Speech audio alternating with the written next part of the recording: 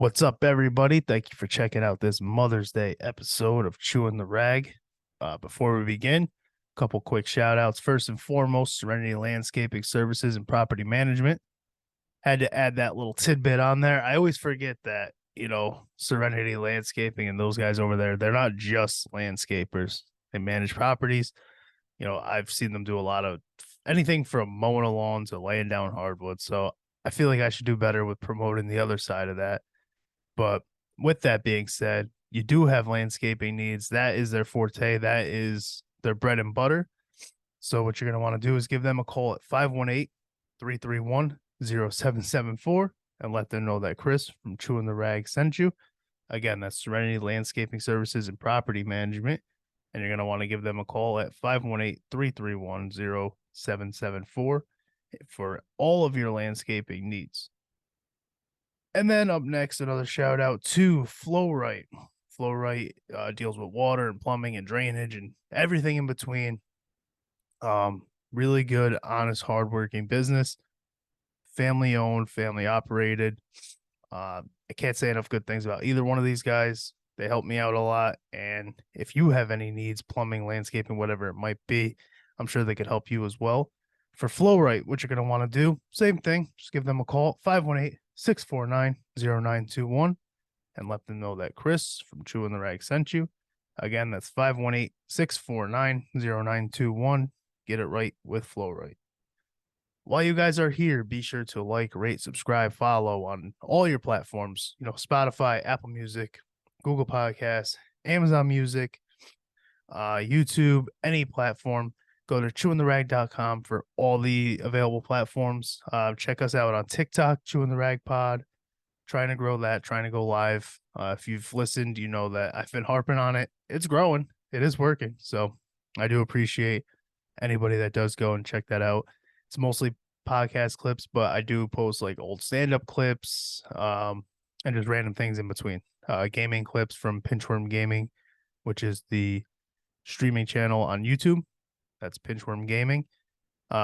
If you notice, I don't know how often you guys actually pay attention, but COD, Call of Duty, actually made me change the name Pinchworm. So if something happens and you hear me promote another gaming channel, it's just because apparently that name's offensive, which I don't understand. It's literally the bad guy from the Ronald McDonald's old like VHS cartoons. There's Ronald McDonald's birthday. The bad professor's name was like Dr. Pinchworm or something, and that's where I got it from, literally. So it has nothing to do with what people might think of when they think of Pinchworm. So ChewinTheRag.com has all the links. If you do like the podcast, make sure you rate, share, try to help me grow this thing so that when we do get people on here, help grow whatever it is that they're promoting. And again, thank you for checking everything out. If you haven't, follow us on Facebook, just like the page, Chewin' the Rag. Instagram is at ChewinTheRagPod. Twitter's ChewinTheRagPod. It's just my personal Twitter.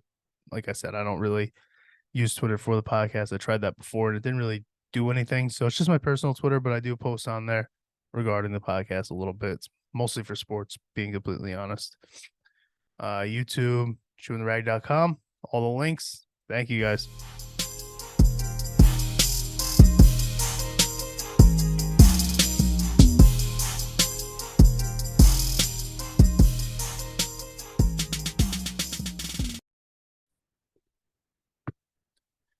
What's up, everybody? It is May 10th, which means it is Mother's Day, pretty much. It's always better, I feel like, to say like Happy Mother's Day or Happy Birthday a few days early. If you have to. I feel like being early is definitely better than being late. So happy Mother's Day to all you moms out there, and happy Mother's Day to all you fellows with moms out there and everything else. So as you can tell, I'm by myself again. I have guests lined up, just not this week. So I do want to tease a few. I got a couple fun ones coming up. So Sierra Nova Comics, local comic book store, who also has two guys working on their own comic book that I'll talk about a little bit with them and go from there. I'm not really a comic book guy. I never have been. I've never been into them. I read an issue of Mittens that they have, which if you're interested in stuff like that, just reach out to me and I'll send you the link to it, honestly. They gave it away for free for comic book day, I think it's called. And I was like, ah, whatever. I'll take a gander at it, see what it's all about. It kind of had a wow, the name Star Fox, kind of like a Star Fox feel to it. It was really fun, and so I was put onto them by a mutual friend, and I reached out and I said, "Hey, if you guys want to hop on." And they said, "Yeah." And we have a date and everything locked in, but they're coming up. I'm looking forward to that. The reason I purposely bring that up is because if you guys are into comic books or anything, send me a DM on whatever social or email me at ChewinTheRagPodcast at gmail.com. And I'll get that link over so you guys could take a small read. It took me a few minutes to get through it, and it was a lot of fun. So I'm looking forward to talking to them and seeing what they're working on and kind of getting into that world a little bit because I don't know dick about it, to be honest. Just like when JD was on here and he's talking toy collections and everything else, I know nothing on it. So it's always interesting to get just a feel for different hobbies and hobbyists and everything else. Also, I plan on having John Dorn from Intrusive and Concrete's wrapping up their album. I think Intrusive records soon. I could be wrong on that. I hope I'm not. So he'll be on soon. And then just a bunch of things in between there. That Minutes with Mello. Minutes with Mello will be back this month. We got a good one planned. I've been talking to him to get the day down. It might even be as early as next week. I'm hoping it is. So just bear with me. Update on the basement. I got bent pipes. So don't know what the fuck that means. I'm not a plumber. City has to come out and work on that. And I'm at a standstill until then. So between work, that, and everything else, getting on the same page as these people is not easy. So you got to bear with me, and we'll get right back on schedule soon. It's either go solo or skip, and I'd rather just go solo. And especially now, it's Mother's Day. I have a topic kind of just built right in. I'll tell stories about, me and my brothers and everything else. So it'll be a lot of fun, I think. I hope. We'll see in about 10 minutes where this goes. So yeah, it's always funny, right? Because I'm just so, I said this last week with RJ, like I'm just like goofy. I love having fun and just busting balls. I'm just that type of guy. And when people first meet me, coworkers especially, they'll be like, "Oh, you must have been an only child. You must have been an only child. Like all this attention, you love attention." It's like a couple things. I don't love attention. That's not what this is at all. I'm just busting your balls. Like it's not because I want attention. If anything, get the fuck away from me, and I'll stop busting your balls. If you're not in my vicinity, I can't bust your balls. Go somewhere. But I grew up. I'm actually the oldest of two boys in the household, so it's myself and two brothers. And I've said this before. I was kind of condensed to like one part of the house. I didn't really have like a living room. I didn't really have a common area. It was just me, my brothers, and we had like the bedroom and like the back of the house was for us. Like kids, just get the fuck away from us. We're doing adult things, whatever the fuck that is. So we really only had that and the streets pretty much is what I relied on. I was never home, and if I was just kind of trapped in a back area with two other boys. So my one brother is about my age, 2 years apart or some shit like that. My other brother's 6 years apart. So the whole thing with us was how do we make the most of not much? I said this with Dark Horse 6 with Chris McKay. I didn't have like the latest video game system when they came out. I didn't have online gaming like everybody else did. We had a Nintendo 64. We had split screen shit and shit like that, but you kind of get bored with just that, right? So growing up, we would do things like we'd have almost like, improv or whose line is it anyway? We had this stupid fucking game called Make Each Other Laugh. So literally, one of us would go up and we'd try to make the next person laugh. And the goal was to not laugh because you didn't want to go up because it's fucking embarrassing, right? As somebody who did stand up, being a fucking like spectacle in front of people, if you're bombing sucks. So you don't want to do that. You want to kind of make your brother feel like he sucks. You don't want to laugh. So the goal is to not laugh. And if you do laugh, now you got to get up there, bitch. And I'm not going to laugh at you. So that was always a lot of fun for us. And that's kind of where I got introduced to like being funny between that and the other part of things. Like I said, just being on the street. I was, Mark said this, he could back me up. I was like one of the only fucking white dudes that I, in my group, you know, I always hung around. I was an easy target. I'm a fucking, and back then I was a scrawny white boy with glasses. Like you're gonna get ripped apart. So you got to be funny. You got to be witty. Um, and so I just always loved that aspect of everything, just making people laugh, having that comeback ready to go. And I'm bringing that up because it all started with just being the oldest of two boys. We would do stupid shit all the time. My parents were definitely around. They're around a little too much. You know, they weren't known for having a 9 to 5. They were for sure around, but they weren't sorry about that. They weren't like this super hands on. They weren't a hands on parenting, you know what I mean? People always say like, "Oh, privilege, two-person household, mom and dad, mom and dad." I didn't really have that like mom and dad, I'll come confide in you. I actually the person that I did that with the most was my grandmother probably because she was like that hardworking. She worked on a railroad, fucking really hardworking, hard labor. If you want something, go get it.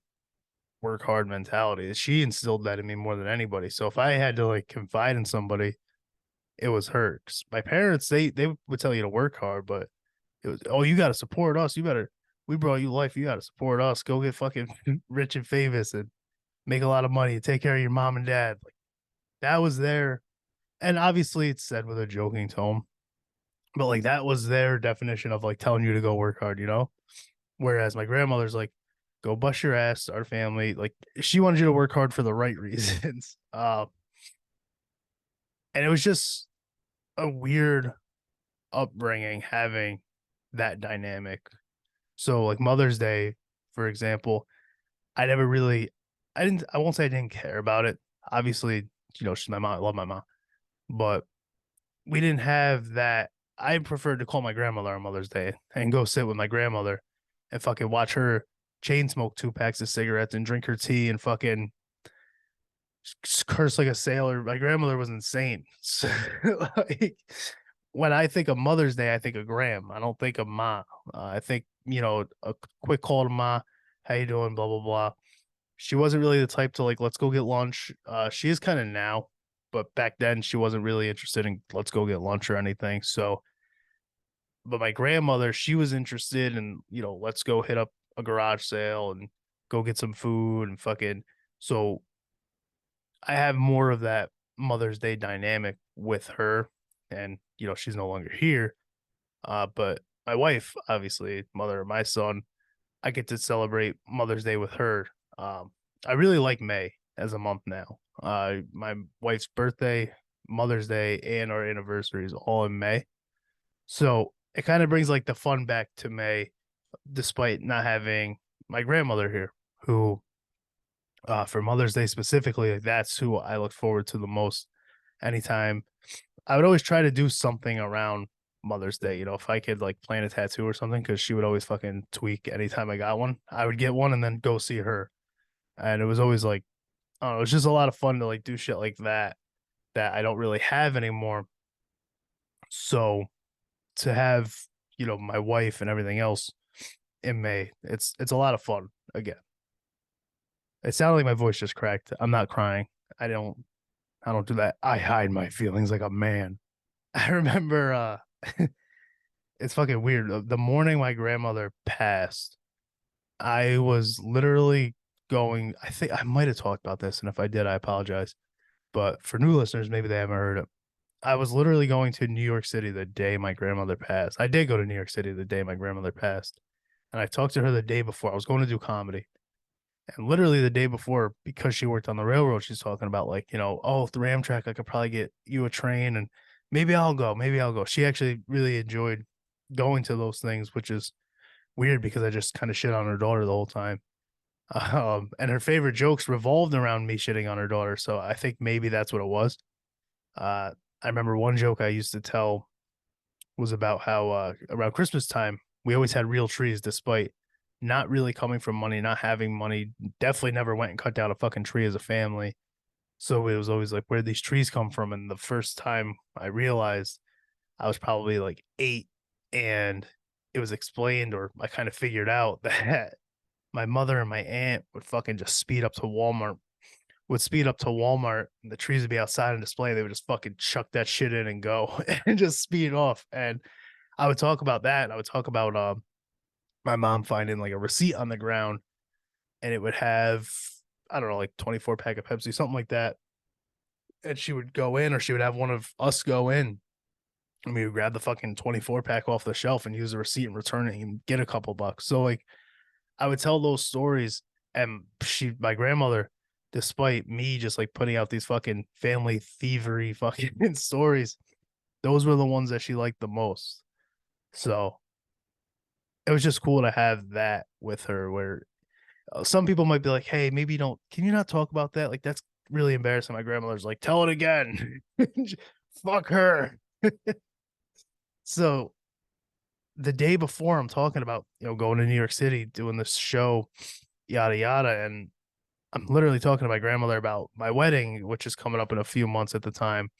And she's talking about, "Oh, I'm gonna get you guys the best gift," and blah blah blah. And I'm sure she would have 100%. I'm not saying like blah blah blah. Like she fucking probably loved my wife as much as I did. So I'm sure she would have. But and then at 5, it had to be around 5 in the morning. I get a phone call.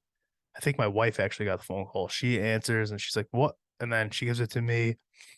And it's weird to process that, because I'm like, I just fucking talked to her yesterday. Like the same thing that everybody says when somebody dies, right? Like you always go to like the last time you talk to them, as if that changes anything. Like, oh, I just fucking talked to that person. Like, yeah, dude, I mean, they were alive at that point. But at 5 a.m., you don't really know what to do. So I kind of just went in the bathroom, cried pretty hard, and then just went about my day. We took, I think, a Greyhound bus to New York City, and I went and told jokes. And then the next day, I fucking hosted the open mic at Comedy Works, and I fucking bombed. New York City actually went really well. I think it was good to distract myself. We had a long bus ride and then walked around the city and told jokes and everything else. So, but Comedy Works the next day, Tommy Nietzsche's like, or Tommy Nietzsche, I actually don't know how to fucking say Tommy's last name, but Tommy is like, "Hey, can you host tonight?" And I'm like, "Yeah, it'll be a good distraction. I'll host." And I remember going, and I got the list. I'm looking at it, and I set it down at the bar, and I tell my fucking 5 minutes up front.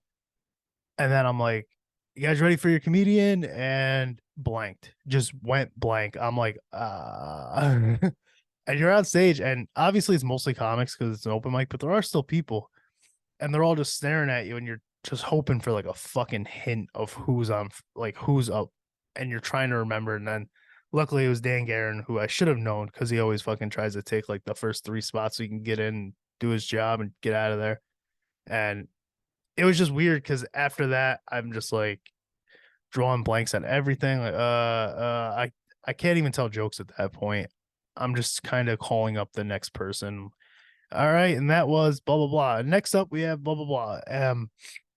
And then I had to like, I was like, okay, fuck. So, because you don't want people to see that and remember you as that. You know what I mean? In comedy, especially, you don't want bookers, or, and when I say bookers, I mean small. Like I booked shows for comedy. I did comedy at Magoo's. So when I say bookers, I don't mean anything like special, but just these local guys who do put on local spots, and they might be considering him. So that's when I had to like go on Facebook and be like, "Oh, these last 2 days were a good distraction. Grandmother passed away," and do like the sob story shit. But I don't know if I ever really mourned about anything, to be honest. That probably comes from that dynamic I talked about earlier with mom and dad, where I don't really confide and you don't really talk much. Even my wife is like, "Oh, these solo episodes are kind of good because you don't really talk." I'm like, yeah, I guess I get that, but I'm forced to, right? If I want to put out content, and a podcast being the content where it all revolves around talking, I do have to just force myself to do it. You got to put a mic in front of you, and that's why I bounce around. I just went into that story. I don't really think about things. I just ramble and bounce, and some sticks, and obviously some of it's not great, but I'm really not a talker when it comes to the best ways to get me to talk are bullshitting. Like a PlayStation party, I won't shut the fuck up. Why? Because I'm just bullshitting. I'm not like a let's talk about feelings. Is everything okay? Because for the most part, everything is okay. Like I'm kind of a chill dude. Everything just kind of rolls off my back. I don't really dwell on much. And like try I've talked about this before. I don't want my son to have that necessarily. Unless it is like for me, it is truly how it is. Like I really don't have much. I don't dwell on much. I'm hoping that if he ever has something or he runs into something, like he knows like mom and dad will talk to him and you can talk to mom and dad about literally anything. And I try to every day, I'll be like, how was your day? What did you do? Like just little things like that. Cause I only got those if I was in trouble. That I definitely talked about. I skipped school and my mom, when she called me, that's when she asked me, like, oh, how was school? And it's like, mom never asked me how school was before. So she knows my ass hasn't been going ass whooping. That's just literally how I knew. So I don't want my son to think like, oh, my dad's asking me how school was. I must be in trouble. Like, no, dude, I want to know how the fuck school was. Like, that's literally just how it is. Are you in trouble? Did you do something? What the fuck? If you didn't, then you're not, you're not in trouble. But I didn't have that. So it's weird to talk about and try to like map out, especially like school in general is a tricky topic in this fucking house because I've talked about it with Lenny. I'm gonna just stop doing it. I fucking love to just reference like I've talked about, but I mean, if you want more information on it, go back and listen to those episodes. That's kind of more or less why I do it. But on Lenny's episode, we talked about my son having food allergies and everything. And it hits you harder when you realize like, oh, he is gonna go to this building where somebody else does have to take care of him, and like you do have to trust that fucking Susan isn't gonna pack fucking little Katie a goddamn peanut butter and fucking jelly sandwich, and she's gonna play Legos with my son, and then I gotta fucking get a phone call that he got a jab from his EpiPen, and I need to go to the fucking hospital. You know what I mean? So for all you fuckheads, it's mostly like these guys on Twitter was like, oh, I can't even bring a peanut butter and jelly sandwich to my kid. Yeah, you know why, asshole? Because my kid can't be around it. And if your kid has it because you're fucking a dickhead, I'm gonna slap the shit out of you. You understand? You fucking moron. Like, it's not, you're not being oppressed because it's just have some fucking consideration, you prick.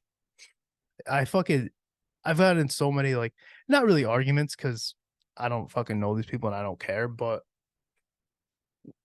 just like having to explain to somebody like, hey, asshole, there's a reason for that. It's not just because we don't want your fucking kid having peanut butter. You know what I mean? I don't need little fucking Maria to eat a peanut butter sandwich and then grab the monkey bars. And then my fucking son goes to do it. And then he wipes his nose and all of a sudden his face is broken out because you couldn't fucking bear to give maybe a sun butter sandwich or something, you fucking lazy asshole. But like it is weird and it's scary because like those are thoughts that me and my wife have to have and like we have to talk about, and you fill out your paper and they're like, is there anything that we should do? And it's like, yeah, this. And you have to hope that that person follows that paper to a fucking T and they're not just ignorant and they're not just there for a check, which I'd like to assume that most people aren't when it comes to education and children and everything else. Because if that's the case, you're in the wrong business. I hate to break it to you, but you're going to be underpaid as shit, as most teachers are. So if you're just there for a check, there's other things you could do. Start an OnlyFans, honestly. You'll make more money. That's what my middle school teacher did. Spanish teacher, forget her name. Shout out to her. She used to just sit online and fucking do it every day. We'd go into Spanish and she'd be on her computer and she's always typing and everything else. And this was before OnlyFans. I don't know if she was on like MySpace or whatever. And then she got fired and we got Mr. I forget his name too, but he had to come in, and then a bunch of students had nude photos of our Spanish teacher, and then it made sense why she got fired. So shout out to her. She's probably making, she's probably like 60 now, but OnlyFans blowing up. She might be a 60-year-old on OnlyFans. Who the fuck knows?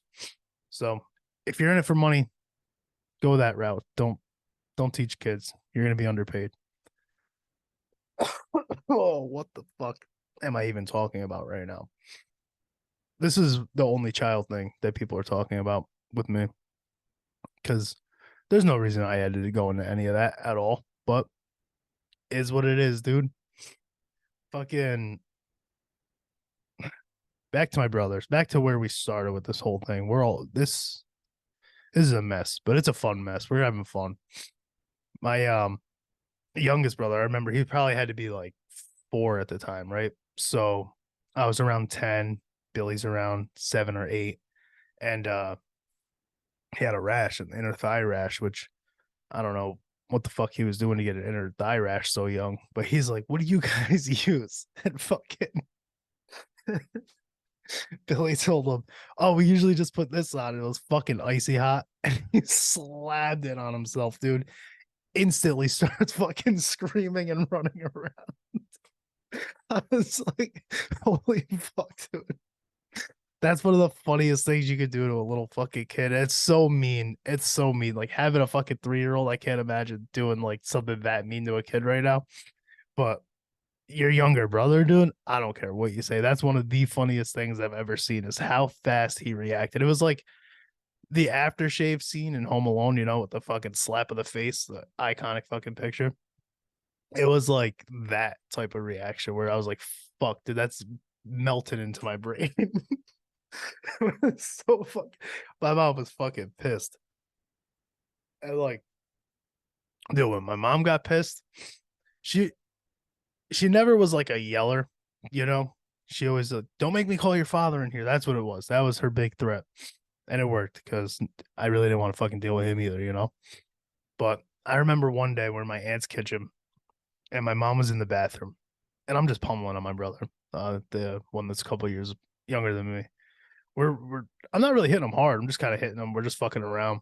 My mom comes out. She goes, "Leave your fucking brother alone." She throws me against the door, the bathroom door that she was just in. She comes out, shuts the bathroom door, throws me against it, and she's punching me.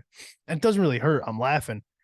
And then she hit me like pretty good in the head. It was like the side of that or the top of the head. She goes, "Fucking laughing, Andrew made me hit the wall." And she fucking hit me harder. And I was like, "That wasn't the fucking wall. You hit me." And she just stopped and starts laughing. She goes, "That was you." And it's like, dude, how fucking bipolar are you?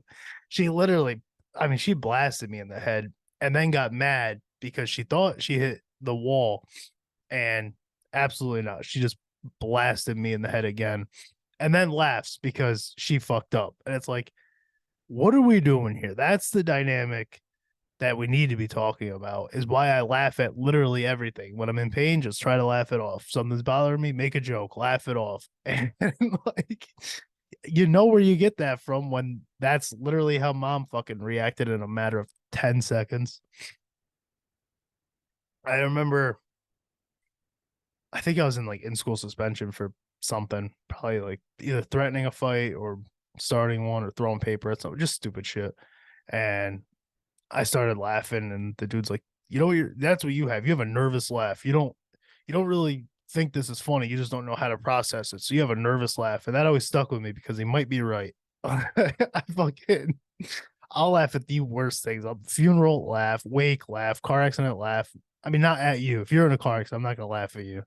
But if I'm just in a situation that's shitty for me, I'm gonna try to just giggle and laugh my way out. And it is what it is, dude. Don't invite me to a funeral if you don't want laughs because I can't sit there quietly and just watch everybody cry and not crack a joke or two because otherwise I'm going to be uncomfortable as shit. Like my grandmother died. I invited a couple buddies up to her wake and just busted balls in the corner, just made them laugh as hard as they could. And like, that's just what it is. I don't want to be alone at a wake with a bunch of people crying and watching my mom fucking cry next to her mom. And it's like, I'm not doing that, dude. We're not. Nope. Nope. I'm going to try to make you laugh. Fucking, I was at Jake Taylor. His grandmother died. And I'm really close to that family. So, of course, I went and, you know, I was there for Jake and mostly I was there for Mel. His grandmother passed. And it's like first thing in the morning of the funeral. So the morning of like the burial and everything. And Dude, I never met these dudes. They could have been Mel's friends. They could have been Jake's like part of the family that I don't really know. And they're sitting a row behind from me. And I sit down and the guy looks over at the girl who just walked in. He goes, "Morning." And I just turn around straight face and I go, "We all are." And just like that, dude. Like I literally I didn't know what to do. I was one of the first people there. I was surrounded by like a couple people that I knew, most of the people I didn't. And I just turned around and I look back at him and I go, "We all are." And it's like, what do you want me to do, Jake? I had to tell him. I was like, "Yeah, I cracked this joke to this guy. I hope he didn't take offense to it." He didn't really say anything to me. He kind of just like went about his business talking to whatever grieving woman was next to him. And then after that, me, Casey, Jake, my wife, who was my girlfriend at the time, we all go back and we go to Jake's house and turn up music and we're dancing and fucking around, blaring music on the way to the burial. It's just trying to do whatever we can to make it fun because nobody wants to sit there depressed. Nobody wants to sit there and think about what this actually is. Nobody wants to do any of that shit. So I don't know. I don't know. I don't know where I'm going with any of this. I think it all comes back to mom and grandma and the people who raised you, obviously the people who mold you, the people who shape you. And that's why I consider this a Mother's Day episode, even though I'm not really talking about Mother's Day. And I don't want to sound like I'm shitting on my mom because I'm definitely not. I probably am, but I'm not trying to. She did what she had to do. She did her best, and it is what it is. And I'm thankful, I guess, for like the attempt. There's parents who don't even try. My goal, she taught me lessons too. Like for me, I always knew a lot about our finances. Granted, I was a nosy little fuck, but I always knew a lot about like situations we were in, and I can kind of gauge the situations we were in. Like if she was stressed, I could tell. It's not like she was hiding it. So for like me, one of my like big goals with my son is like I don't ever want him to know if there's going to be a struggle, which I mean there really hasn't been yet. But like if we are struggling, if we are stressed, whatever, the goal isn't to rope him in, which I feel like back in like 90s, early 2000s, and probably before that, I'm just speaking for my time, like I feel like kids were kind of roped in. There wasn't much of a distraction. You were kind of in your house or on your bike. So I feel like you were really engaged in things that are going on. And like for me, with my son, if he, for example, like if he just wants a toy and he sees a toy on a commercial or something, I never say like, "Oh, we can't get that, buddy. We're not gonna be able to get that." Or if we're at a store, it's like, "Oh, we're not gonna be able to get that." Even if I don't have it on me at that moment, maybe I don't have the money on me or my card on me, whatever it is. And there's always like, "Yeah, buddy, we'll get that. It might not be today, but we'll get that, and we'll get it." And he's not, "Oh, he's spoiled." It's just like, no, I didn't drop everything I was doing to go get the fucking kid that toy that day, but he's expressing that he wants something. And my whole thing is like, why not try to give him what he wants? Like, I feel like that was always a negative thing with parents. Like, why are you avoiding, oh, don't spoil your kid? Like, I'm not spoiling him, but if there's no logical reason aside from don't spoil your kid to not get him something, then I'm gonna just fucking get the kid the toy or the game or he's into like board games right now. I fucking last Sunday or last Saturday rather, I was sitting around and my wife was like, "Oh, I really want strawberry lemonade." So I fucking picked up like stuff for strawberry lemonade, grabbed him a board game, and it was like, "Oh, thanks." Like just little shit like that didn't break my fucking bank. I wasn't like, "Oh, now I'm stressed," or "Oh, I feel like I just spoiled everybody at this house." Like it was just like there's no logical reason to not do that little fucking thing. So why and growing up, maybe there was that logical reason. Maybe they just really, and that's what I mean. I know for a fact they just really didn't have it. I could tell by the things that we had or the means that we took to get things that like we really didn't have it. So a buddy of mine says it all the time. He's like, "Oh, you really spoil your son." And he doesn't say it in a bad way, but like he's like, "You really spoil your son." And it's like, no, motherfucker, like I know what that feeling is to and not ask for a thing because you know it's not going to happen. So why get disappointed? Or I know that feeling where it's like you want something and they say no, and you know it's not because they don't want to, it's because like physically they just can't do it. And so why would I try to keep that pattern going? You know what I mean? Why not try to just give back a little bit to kind of counteract like that feeling that I have as a kid? Why not do that?